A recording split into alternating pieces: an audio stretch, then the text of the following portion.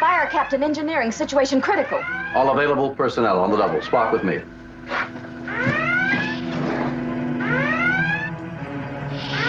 The Word Streaming, a scrappy science fiction show about a starship crew, quietly changed the direction of pop culture forever.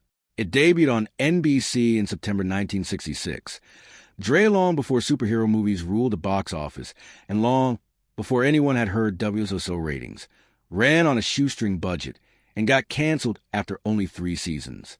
And yet, more than half a century later, that same show is still generating movies, spin-offs, conventions, and fierce online debates about warp theory. This is Star Trek, the original series, and behind its optimistic vision of the future is a production history full of strange, funny, and occasionally chaotic stories. Here are 20 of them. When Gene Roddenberry first sold the concept to NBC, the lead role wasn't written for William Shatner at all. Actor Jeffrey Hunter played the starship's commander, Christopher Pike, in the very first pilot episode. Hunter brought a quiet, introspective energy to the role, but after that pilot, he chose not to continue with the series, and NBC ended up asking for a full do-over. That opened the door for Shatner, whose punchier, more theatrical performance style ended up shaping the tone of the entire franchise going forward. Early concept art for Spock leaned into something far more sinister than the calm, logical science officer audiences got to know. Sketches floated the idea of reddish skin meant to evoke something almost demonic. The problem was practical rather than artistic. Most American homes in 1966 still had black and white television sets, and a deep red tone would have rendered as murky, unappealing black on screen. The production settled on a lighter yellow-green shade instead, subtle enough that when color sets became common, most viewers barely registered it.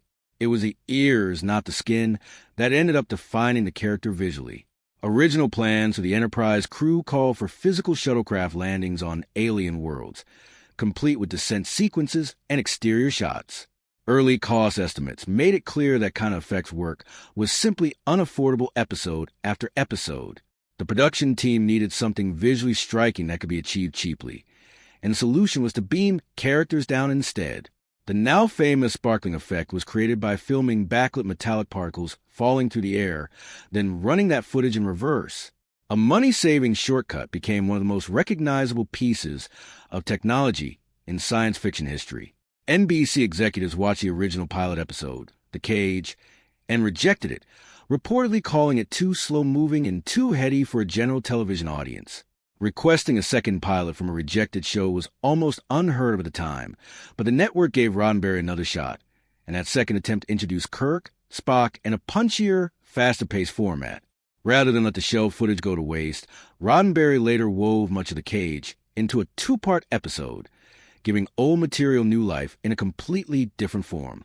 Actress Nichelle Nichols, who played communications officer Uhura, considered leaving the series after its first season to pursue stage work.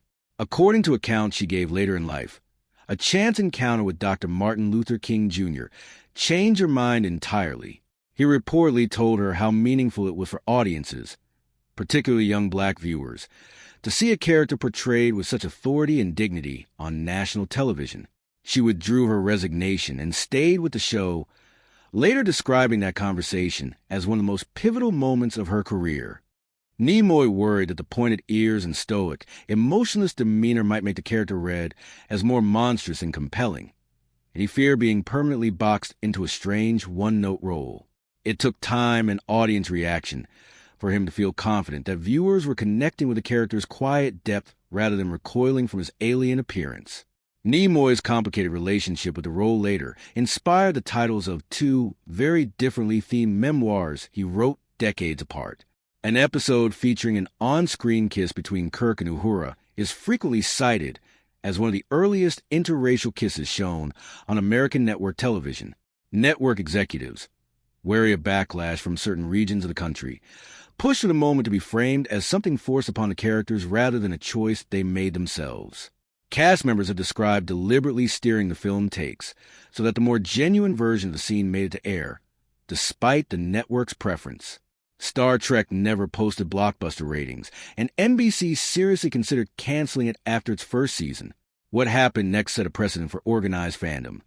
Viewers flooded the network with letters, petitions circulated, and public campaigns pushed back against cancellation. It worked, and the show was renewed. When cancellation loomed again, fans mobilized once more. The show still ended after its third season, but that extended run gave it just enough episodes to later thrive in syndication. The large studio model used for exterior shots of the starship was painstakingly detailed on every surface the camera might actually capture, but the underside was left rough and unpainted in places. Since virtually every shot was framed from above or from the side, there was no practical reason to spend time and money finishing a section of the ship no one would ever see on screen. "Beam me up, Scotty" has become one of the most quoted phrases in pop culture, appearing on merchandise for decades. Yet if you comb through the dialogue of the original series, that exact phrase never appears. Characters say close variations, but never that precise wording. It joins a long list of famous misquotes, including lines wrongly attributed to classic films, where public memory ends up rewriting the original source material.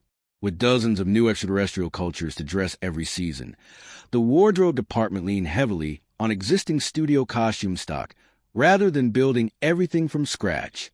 Robes originally designed for historical epics, Western-style outfits, and leftover pieces from earlier science fiction productions were repainted, retrimmed, and repurposed into alien fashion.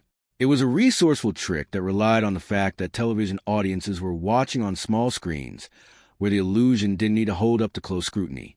The prop department built early versions of the handheld phaser out of existing novelty ray gun toys already sitting in the studio's inventory, modifying them with new paint and added detailing to make them look more sophisticated. Decades later, real-world research into directed energy weapons would draw direct comparisons to the fictional device, a strange full-circle moment for a prop that began as a repainted toy. The soft, fuzzy creatures featured in one of the show's most celebrated comedic episodes were built from synthetic fur stretched over foam, with small internal motors in some units to create a purring effect. Under the intense heat of studio lighting, that synthetic fur generated substantial static electricity, causing the props to cling to costumes, furniture, and equipment, and occasionally giving crew members small shocks. Handling hundreds of them for a single episode turned into an unexpectedly hazardous task.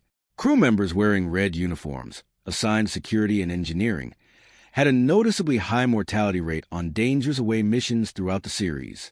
The show never called attention to the pattern directly, but over time became so recognizable to viewers that Red Shirt evolved into shorthand across fiction, and even business writing for an expendable, doomed side character. Modern audiences tend to associate Star Trek's central antagonists with the Klingon Empire, but in the original series, the Romulans were introduced first and initially carried more narrative weight as calculating, secretive adversaries. The Klingon appeared later as a more overtly aggressive threat. It was later films and spin-off series that elevated the Klingon into the dominant cultural symbol they are today. Writers frequently set up scenes where a ship's computer would calculate grim odds or declare a mission statistically doomed, only for Kirk to override that assessment and succeed anyway. At a moment when computers were just beginning to enter everyday public conversation, this recurring structure was a pointed statement about human intuition and judgment holding value that cold calculation couldn't replace, a debate that feels strikingly relevant again in the age of artificial intelligence. Roddenberry and his writing staff frequently used distant planets and fictional species as stand-ins for real-world issues like racism, war, and political corruption, topics that would have been far riskier to address directly during a tense period in American history. One widely discussed episode featured a species split down the middle by skin coloring, locked in generations of hatred over which side was superior, a story that needed almost no explanation to land its point. In a departure from anything resembling serious science fiction, several cast members lent their voices to a novelty Christmas recording during the show's run, delivering festive songs and spoken-word pieces in styles that range from theatrical to downright bizarre. It wasn't intended as a major commercial release, but recordings of it eventually circulated among fans and turned into a strange, beloved curiosity within the fandom. Sets were reused constantly with minor redressing to represent entirely different planets and locations. Background extras were frequently crew members pulled into costume, and effect sequences relied on hand-built models and layered